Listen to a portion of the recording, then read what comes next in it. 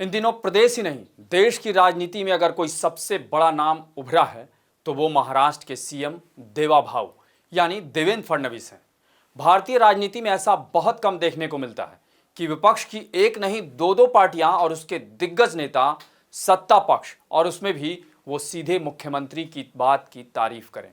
लेकिन बीते 48 से 50 घंटे के भीतर महाराष्ट्र की दो विपक्षी, पहले शिवसेना उद्धव ठाकरे गुट के मुखपत्र सामना में सीएम देवेंद्र फडणवीस की तारीफ की गई। इसके बाद एनसीपी शरद गुट की सांसद सुप्रिया सुले ने भी कहा कि महाराष्ट्र सरकार में फडणवीस ही काम कर रहे हैं। नमस्कार मित्रों, मैं अभय राय। महाराष्ट्र में हाल के कुछ महीनों में सब कुछ दिलचस्प हो रहा है। पहले चुनाव नतीजे, फिर सीएम का चुनाव और उसके बाद कैबिनेट विस्तार में भी दिलचस्प मोड़ आया। और अब देवेंद्र फडणवीस की विपक्ष में चौतरफा होती तारीफ ने भी इसे और दिलचस्प बना दिया है। कुछ दिनों पहले तक देवेंद्र फडणवीस के धुर विरोधी शिवसेना यूबीटी की पत्रिका में गढ़चिरौली को लेकर जो लिखा गया उसने बहुत कुछ साफ किया है। राज्य सरकार ने गढ़चिरौली जिले में एक्टिव नक्सलियों का सरेंडर कराकर सराहनीय काम किया गया, ऐसा सामना में लिखा गया।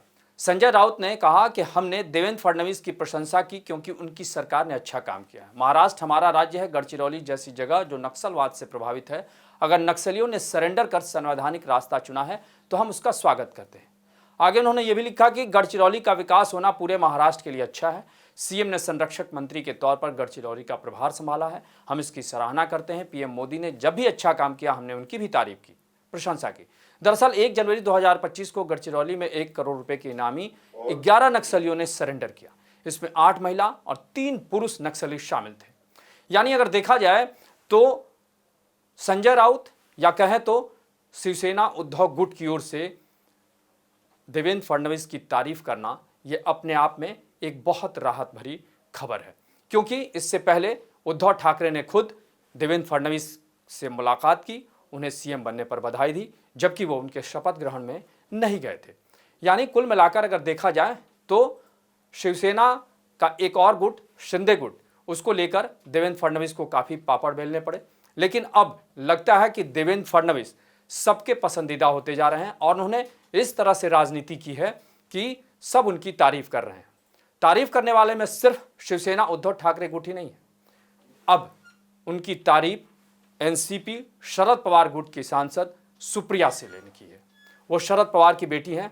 सुप्रिया सुले ने कहा कि ये दिख रहा है कि इस सरकार में सिर्फ देवेंद्र फडणवीस ही पूरी ताकत से काम कर रहे हैं, बाकी कोई दिख ही नहीं रहा है। उन्होंने कहा कि इस सरकार में मिशन मोड में केवल देवेंद्र फडणवीस हैं, चाहे आप टीवी पर देखें या कहीं भी वो ही दिख रहे हैं। इसीलिए उनकी काम को लेकर, उनकी जिम्मेदारी को लेकर हमारी शुभकामनाएं।